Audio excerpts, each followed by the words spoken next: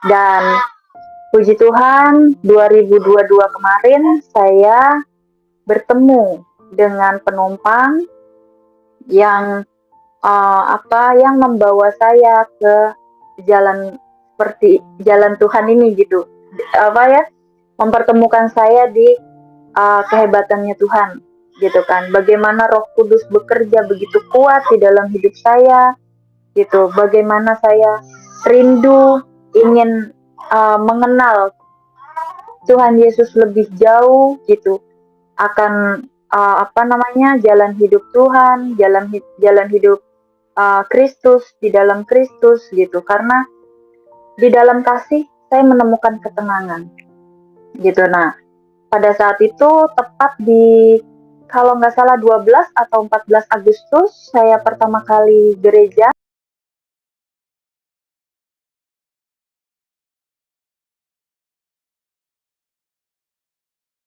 Shalom saudara-saudari yang terkasih dalam Tuhan kita Yesus Kristus. Puji Tuhan, pada kesempatan ini kita akan menyaksikan sebuah video kesaksian yang luar biasa tentang perjalanan hidup seorang wanita supir online yang mengalami perjumpaan pribadi dengan Tuhan Yesus Kristus. Dari pergumulan hidup, pencarian kebenaran, hingga akhirnya mengambil keputusan untuk percaya kepada Tuhan Yesus sebagai Tuhan dan Juru Selamat. Kiranya melalui kesaksian ini setiap kita dapat melihat kasih Tuhan yang nyata dan memahami bahwa Tuhan sanggup menjangkau siapa saja tanpa memandang latar belakang kehidupan seseorang. Jadi langsung saja mari kita saksikan bersama dan biarlah nama Tuhan dipermuliakan. Selamat menyaksikan, Tuhan Yesus memberkati. Sejak itu saya kebetulan menikah di usia muda karena kembali lagi saya butuh kasih sayang. Subhanallah. Saya memiliki suami yang jaraknya jauh karena saya memang butuh diayomi gitu dari laki-laki yang ada di samping saya. Tapi itu pun saya mengalami kegagalan rumah tangga 2 kali karena saya tidak bisa memungkiri di usia yang masih sangat dini saya belum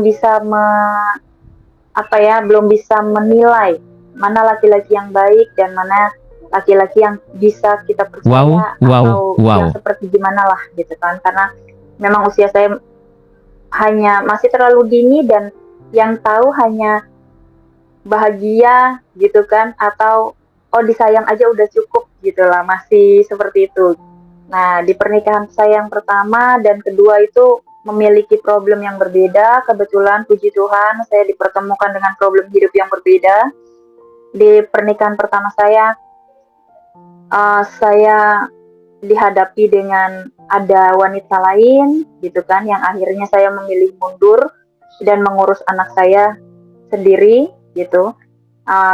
Dan saya mengalami trauma yang panjang. Selama 7 tahun saya mengalami trauma. Lalu saya mencoba membuka kembali hidup saya di pernikahan saya yang kedua. Saya menikah ini dua-dua dengan Muslim. Walaupun saya di SMA udah pernah bilang mau pindah haluan, tapi pada saat itu karena saya MBA dan suami saya ini Muslim, jadi saya Muslim gitu.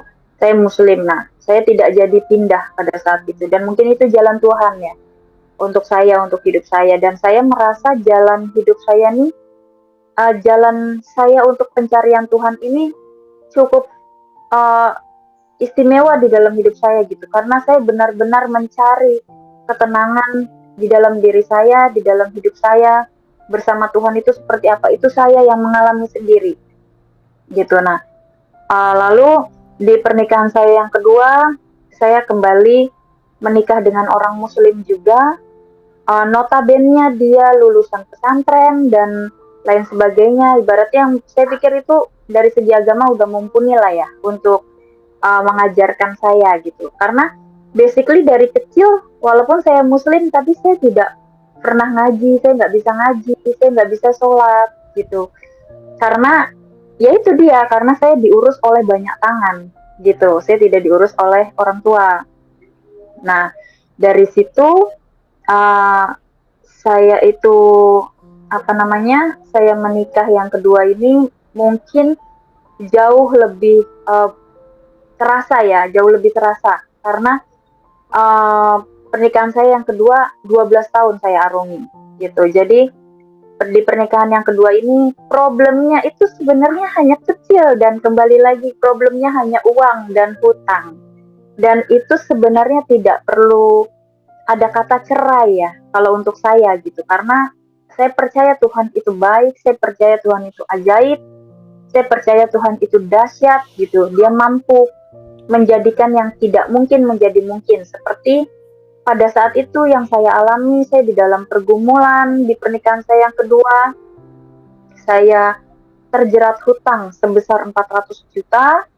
Nah, dari situ suami saya bilang nggak usah dibayar, gitu, nggak usah dibayar karena kita sudah jatuh. Tapi saya nggak mau, karena buat saya apa yang sudah terjadi itu harus saya pertanggungjawabkan, gitu. Karena kalau kita memampukan diri kita, Tuhan juga pasti campur tangan dalam hidup kita. Dan yang saya alami, puji Tuhan, saya selesai dari segala konflik hutang itu.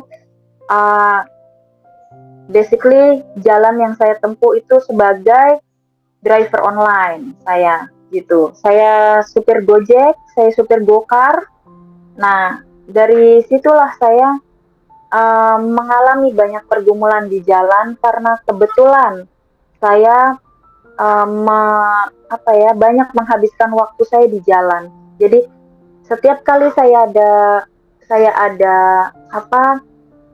trip ke Bekasi, saya diam di Bekasi sampai saya terbawa lagi oleh penumpang yang lain ke Depok, kemana gitu aja saya ngikutin alurnya. Dan saya tidak pernah pulang ke rumah. Saya nomaden, saya tidur di mana-mana, saya tidur di dalam mobil, saya mandi di mana-mana juga, di pom bensin juga gitu. Saya selalu menikmati karena buat saya itulah jalan Tuhan untuk saya. Dan polemik hidup bukan harus dikeluhkan gitu, tapi harus dihadapi. Karena apa yang Tuhan kasih itu udah pasti, rancangan Tuhan tuh udah yang pasti yang paling baik untuk diri saya. Dan saya yakin itu, dan saya buktikan itu sampai detik ini. Dan puji Tuhan, 2022 kemarin saya bertemu dengan penumpang yang yang membawa saya ke jalan seperti jalan Tuhan ini gitu. Mempertemukan saya di kehebatannya Tuhan gitu kan. Bagaimana Roh Kudus bekerja begitu kuat di dalam hidup saya gitu. Bagaimana saya rindu ingin mengenal Tuhan Yesus lebih jauh gitu, akan jalan hidup Tuhan, jalan hidup Kristus, di dalam Kristus gitu. Karena di dalam kasih saya menemukan ketenangan gitu. Nah, pada saat itu tepat di, kalau nggak salah 12 atau 14 Agustus saya pertama kali gereja. Terus di situ saya seperti menemukan jalan hidup yang saya inginkan selama ini. Karena terus terang, sebenarnya kejadian ini pernah terjadi pada saat pandemi. Saya itu karena waktu itu pandemi ya, kita susah masuk gereja gitu. Waktu itu saya di gereja yang di Gambir itu, gereja katedral. Saya berusaha ke katedral, saya berusaha mau konseling, itu saya susah sekali menemukan jalan ke situ. Nah, disitulah saya terus mencari gitu kan. Karena panggilan saya ke sana gitu. Cuma kok saya susah ya untuk mencapai tembok itu tuh susah gitu. Nah, pada saat saya bergereja di gereja saya ini gitu, saya pertama kali masuk ke sini kok semuanya tuh seperti terbuka, dan saya seperti menemukan, oh iya, disinilah tempat yang saya mau gitu. Panggilan hati saya menggiring langkah saya ke jalan Kristus, mengenal Kristus gitu lebih jauh lagi. Nah, dari saya datang pertama, kedua itu saya sudah mulai bilang gitu untuk kapan saya bisa dibaptis gitu. Waktu itu masih Agustus. Di sana ditanyakan lagi sama pastor saya, mau buru-buru atau enggak. Terus saya bilang, oh enggak, saya bilang gitu, enggak apa-apa gitu, jalan aja dulu. Iya, kalau enggak buru-buru nanti tanggal 25 Desember. Oh oke, saya bilang gitu. Udah, saya terus beribadah di gereja tersebut, saya terus bertumbuh gitu di situ sampai uh, dengan orang yang memperkenalkan saya dengan gereja ini gitu kan. Itu saya menemukan banyak rintangan gitu di bulan Desember justru yang sebenarnya jadwal saya untuk sudah menyerahkan diri saya ke Tuhan gitu. Nah, oh ya, di awal cerita saya pertama kali saya gereja, di situ pun Tuhan sudah memberikan banyak pergumulan ke saya. Dalam arti pada saat saya memulai memberanikan diri mengenal Yesus, saya akun Gojek saya itu hancur, masukan saya berkurang jauh, bahkan tabungan saya habis gitu. Tapi uh, nggak tahu kenapa saya tenang gitu. Walaupun saya nggak punya apa-apa, walaupun saya zong lah ya bisa dikatakan gitu. Tapi saya tenang gitu. Saya nggak seperti di agama saya sebelumnya gitu. Yang kalau saya nggak punya uang, saya pusing, saya gimana. Tapi kemarin itu di dalam Kristus saya tenang. Saya nyaman, saya bisa survive sampai detik ini gitu. Dan saya percaya semua yang terjadi bukan karena saya bergereja, tapi jangankan rezeki saya ya, jangankan uang saya. Kalau Tuhan mau ambil nyawa saya pun Tuhan bisa ambil. Saya pikir seperti itu gitu, dan itulah keindahan, kedahsyatan yang Tuhan tunjukkan untuk saya. Dan saya semakin yakin, semakin Tuhan ambil, semakin saya yakin dengan saya harus terus berjalan di jalan ini. Itu seperti itu yang ada di hati saya pada saat itu. Nah, terus ketika di bulan Desember menjelang saya pembaptisan, saya juga banyak menemukan pergumulan yang saya dapati dari pasangan saya, teman dekat saya lah gitu. Nah, karena lagi-lagi gitu kan, baik dengan manusianya ya, bukan salah di agamanya gitu. Baik dengan laki-laki yang Muslim ataupun yang Kristen, semua namanya judulnya manusia pasti punya kesalahan dan pasti ada salah, ada dosa gitu. Nah, dia uh, ketahuan begini-begini gitu kan. Nah, sampai saya tuh uh, sempet ilfeel gitu, kayak terus orang yang kayak gimana lagi yang harus saya percaya gitu. Dan di situ saya pun jadi kayak maju mundur gitu, kayak gimana ya gitu, gimana ya, apa saya tetap dibaptis atau enggak, atau gimana, atau ini hanya terbawa perasaan dengan rekan saya ini gitu, atau bagaimana. Tapi sekali lagi saya yakinkan bahwa panggilan hati saya ini nggak bisa saya tahan gitu, bahwa saya ingin terus mengenal Kristus, saya ingin ada di jalan Tuhan, di jalan Yesus gitu. Karena apa? Karena latar belakang yang Yesus ajarkan ke saya, Yesus memiliki sifat yang agape. Dalam artian beliau Tuhan itu selalu memberikan apa yang Tuhan bisa, apa yang Tuhan mau untuk manusianya gitu. Tanpa dia meminta untuk kita melakukan hal yang sama seperti yang dia lakukan untuk kita. Gitu. Nah, itu yang saya alami. Dan inilah konsep hidup. Memang buat saya hidup itu intinya melayani. Gitu. Selagi kita berada di dunia ini, kita harus selalu melayani. Kita bertemu orang yang salah, kita harus ikhlas, harus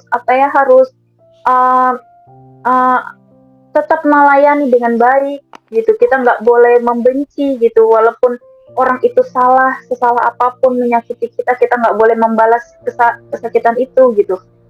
Nah, itu selalu yang ada di dalam diri saya gitu, sampai pada saat saya di dalam pergumulan apapun pada saat itu yang saya alami itu, saya harus terus maju gitu. Dan ketika saya bergereja, walaupun saya gerejanya sama dengan rekan dekat saya tetap langsung konseling ke pastor saya kalau ada ganjalan-ganjalan di hati saya gitu. Nah, dan jujur sampai pembaptisan saya di bulan Januari, tanggal berapa ya saya juga lupa. bulan Januari itu terus terang sebelum saya dibaptis itu kan saya ada konseling gitu. Nah, pada saat itu pastor bilang, ketika kamu dicelupkan, kamu lupakan semua pergumulan kamu sebelumnya dan kamu bangkit untuk terlahir kembali. Terus terang itu tidak bisa saya lakukan karena saya belum bisa memaafkan kesalahan rekan dekat saya gitu. Saya belum bisa menerima saya dibohongi gitu, saya dimanain lah gitu sama dia gitu ya. Saya belum bisa menerima semua itu. Lalu saya bangkit ini saya bingung gitu. Saya bingung, saya gimana sih Tuhan gitu. Saya sudah terlahir kembali tapi saya masih menyimpan dendam, saya masih menyimpan sakit hati, dan berarti saya belum terlahir kembali gitu.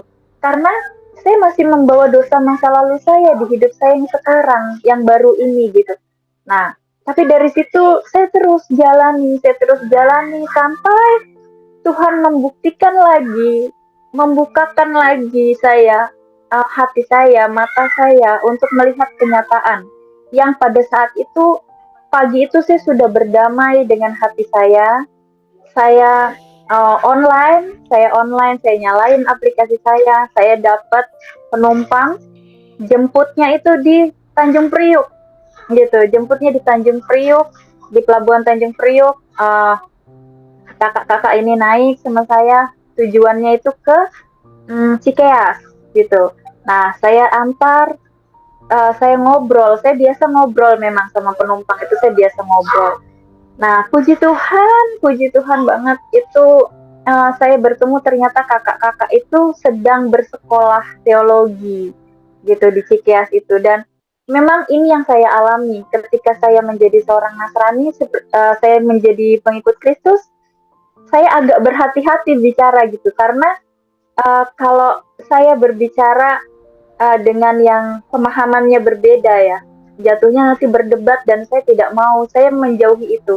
Jadi kalau saya berbicara sekarang ini bercerita mendingan sama yang seiman atau sama pastor atau sama yang ya gitulah yang sepemikiran dengan saya gitu, karena tidak semua cara berpikirnya sama seperti kita, cara menilainya sama seperti kita, yang saya alami seperti itu. Nah, pada saat saya jalan itu saya cerita lah sama kakak-kakak ini gitu kan, tentang masalah saya gitu, tentang kegundahan saya, pergumulan saya gitu, bahwa saya ini ibaratnya apa ya, saya bilang saya ini terlahir baru gitu, saya baru dibaptis begini, tapi saya mengalami pergumulan yang seperti ini gitu kan, sampai di situ saya merasanya seperti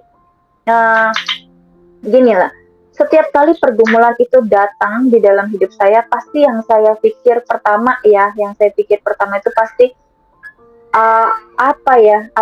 apa ini karena kesalahan atau emang jalannya Tuhan. Seperti itu saya selalu mengembalikan lagi pergumulan itu gitu, menyikapi pergumulan itu yang terjadi di saya.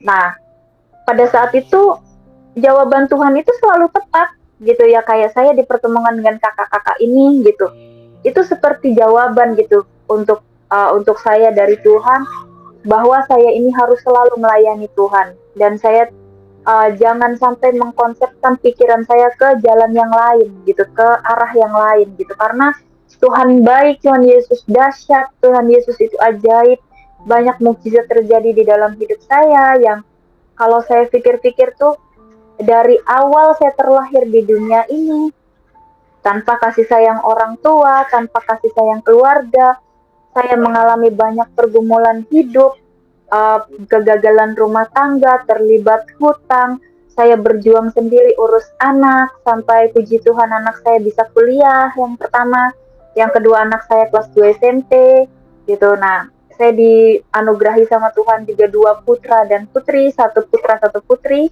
dan puji Tuhan juga di umur 39 ini saya sudah memiliki 1 cucu gitu, cucu perempuan yang cantik gitu, dan itu buat saya udah hadiah yang bertubi-tubi dari Tuhan untuk saya gitu, dalam artian Tuhan, saya selalu merasa sendiri, saya selalu merasa sepi, tapi Tuhan berkali-kali meyakinkan ke saya bahwa Tuhan tidak pernah membiarkan saya sendiri.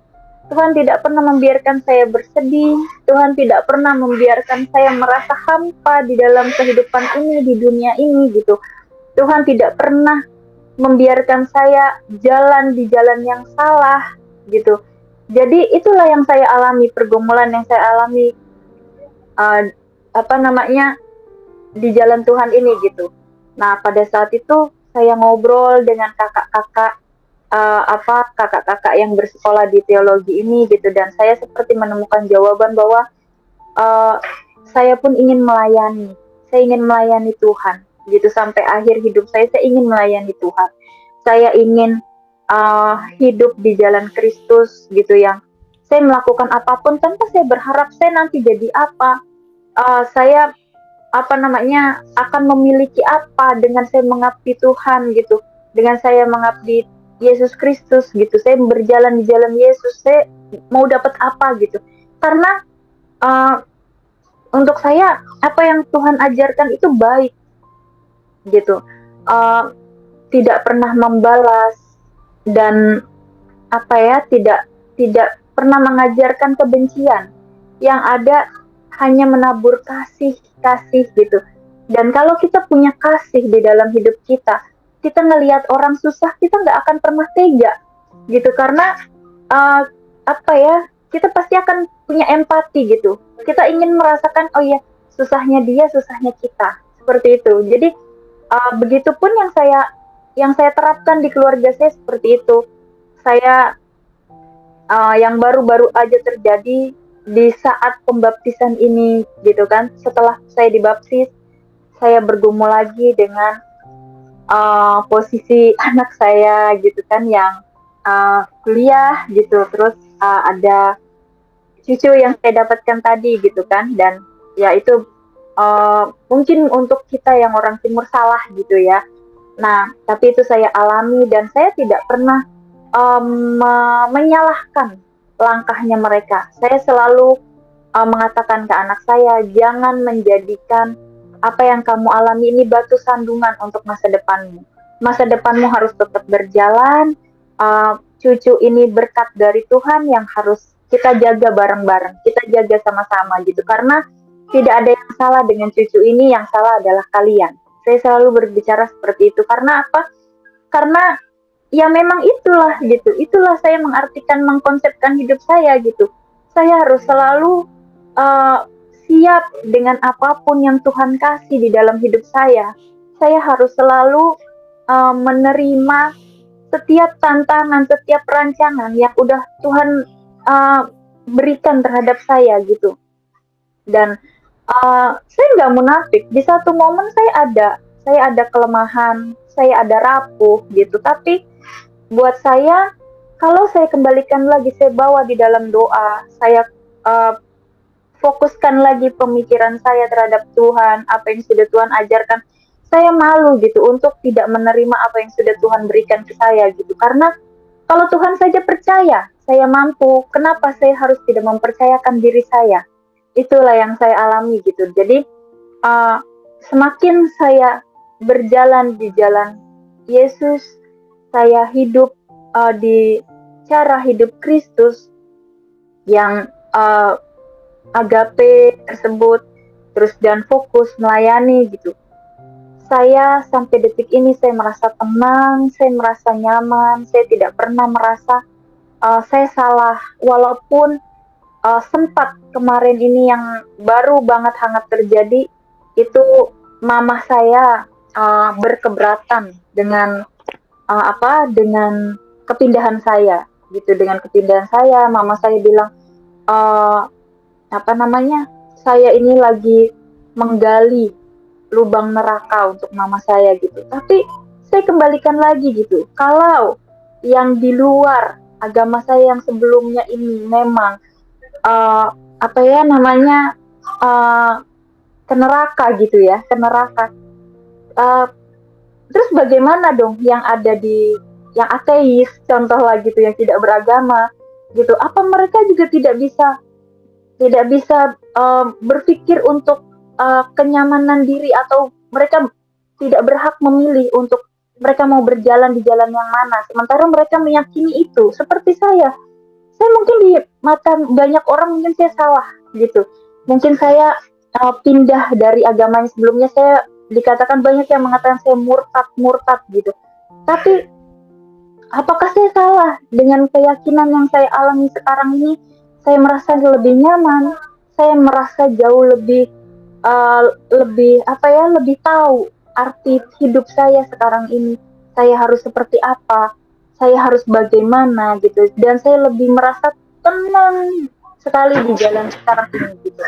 Jadi inilah yang inilah yang saya alami sampai detik ini gitu.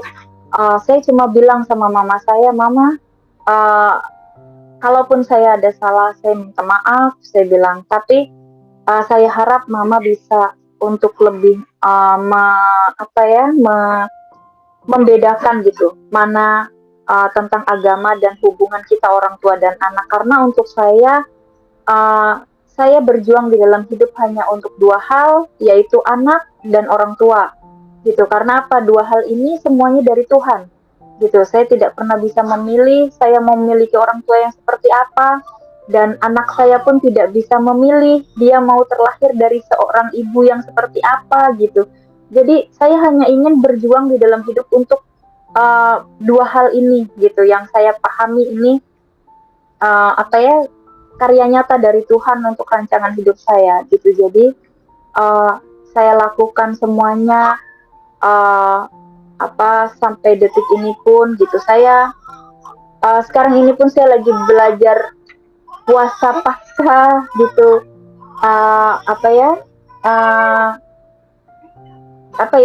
Walaupun mungkin puasa itu beda ya, Ramadan sama puasa Kristen, saya juga belum tahu gitu Kak. Tapi saya coba lakukan apa yang saya bisa untuk Tuhan, dan saya selalu bawa segala pergumulan hidup saya di dalam Tuhan gitu, di dalam apa yang Tuhan ajarkan sesuai firman Tuhan gitu. Karena saya percaya semua yang terjadi di dalam hidup saya sejak saya kecil gitu, saya terlahir dari kedua orang tua yang lengkap gitu. Dari saya punya ayah ibu, tapi saya nggak pernah merasakan kasih sayang ayah ibu saya gitu. Saya merasakan kasih sayang itu dari nenek saya, tapi ketika beliau tidak ada, saya pun kehilangan kasih sayang itu. Tapi Tuhan tidak pernah berhenti menyayangi saya. Tuhan tidak pernah berhenti mengasihi saya. Tuhan tidak pernah berhenti mengingatkan saya apabila saya salah gitu. Saya ada miss yang saya lakukan, atau ada hilaf lah, lupa gitu yang saya lakukan, atau Tuhan tidak pernah menggiring saya ke jalan yang salah, ke jalan yang sesat gitu. Dan bahkan beberapa kali saya hancur ketika saya sedang dirundung hutang itu pun saya orang yang tidak terlalu survive juga. Saya juga punya titik lemah gitu, dalam artian ketika saya dirundung hutang itu pun saya pernah mau kerja yang enggak seperti itu. Saya mencoba jalan yang salah gitu. Tapi ya itulah perlindungan Tuhan terhadap saya. Tuhan tidak pernah membiarkan itu terjadi di dalam hidup saya gitu. Jadi sampai detik ini saya saya proklamirkan diri saya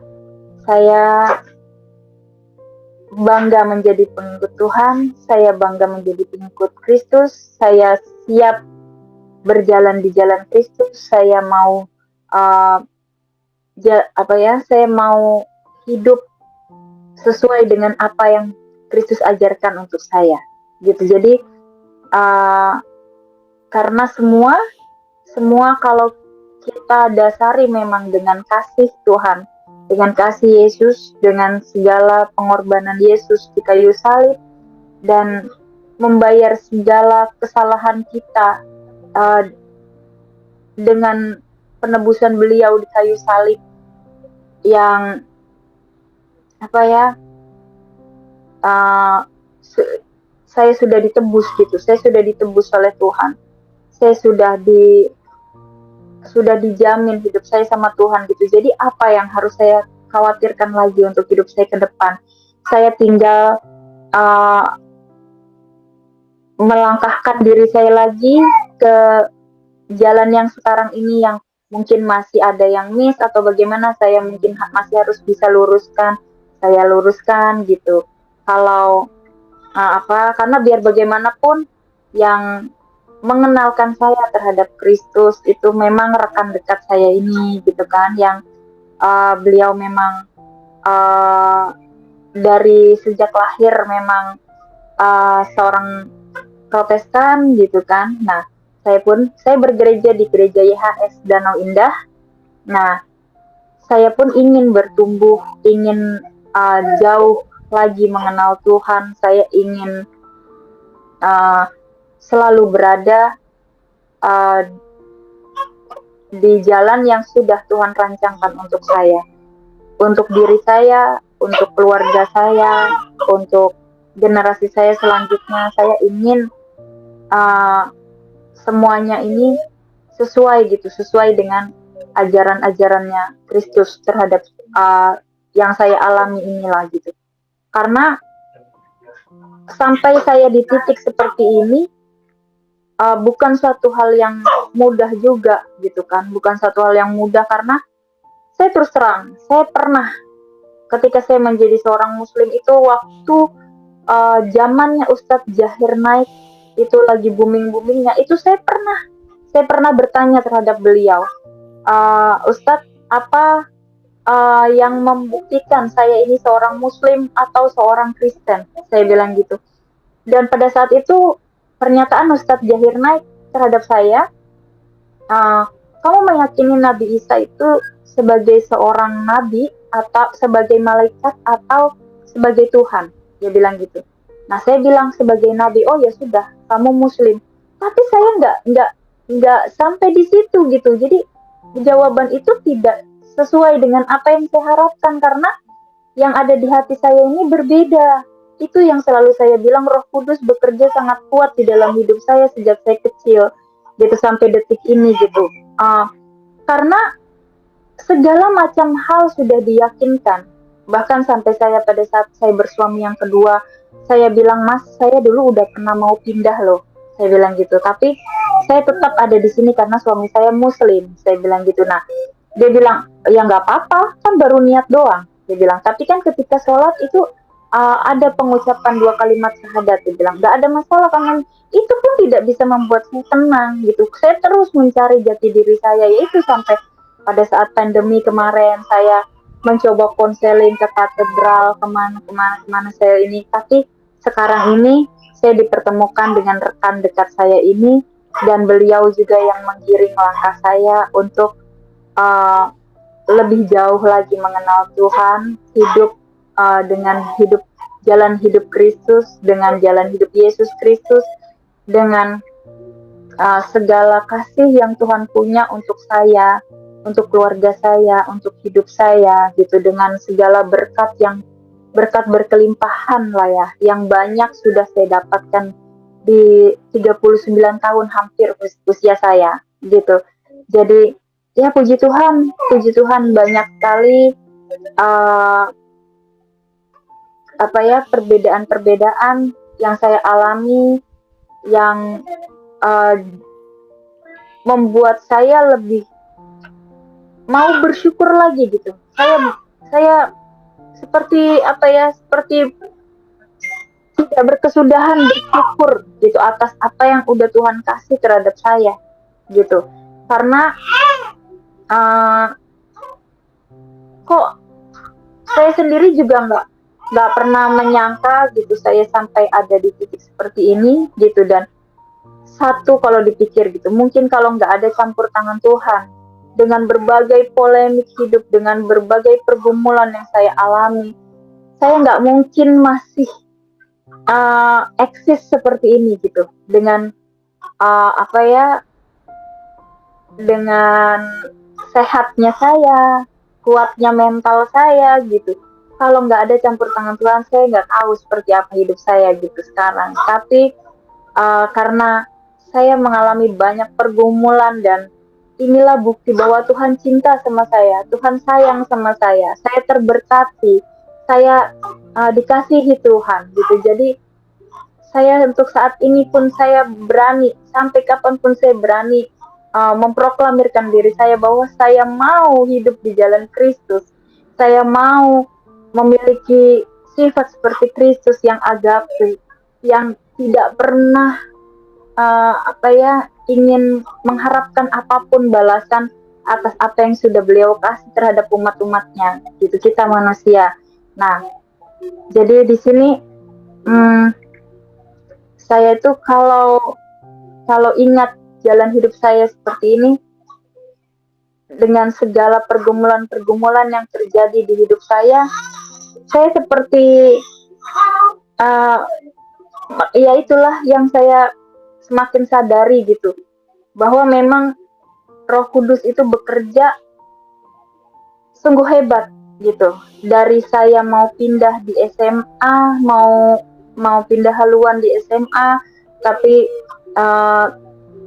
Tuhan coba kasih jalan lagi dengan saya punya suami Muslim 2 kali gitu. Tapi memang jalannya saya sudah saya percaya Kristus, saya percaya Tuhan Yesus Kristus gitu. Jadi walaupun saya banyak mengalami pergumulan gitu, saya tahu gereja-gereja gitu kan, saya sekolah di absen juga pernah gitu. Nah, saya coba ke katedral juga gitu, tapi ternyata sekarang saya terlahir dan bertumbuh di gereja YHS Jakarta.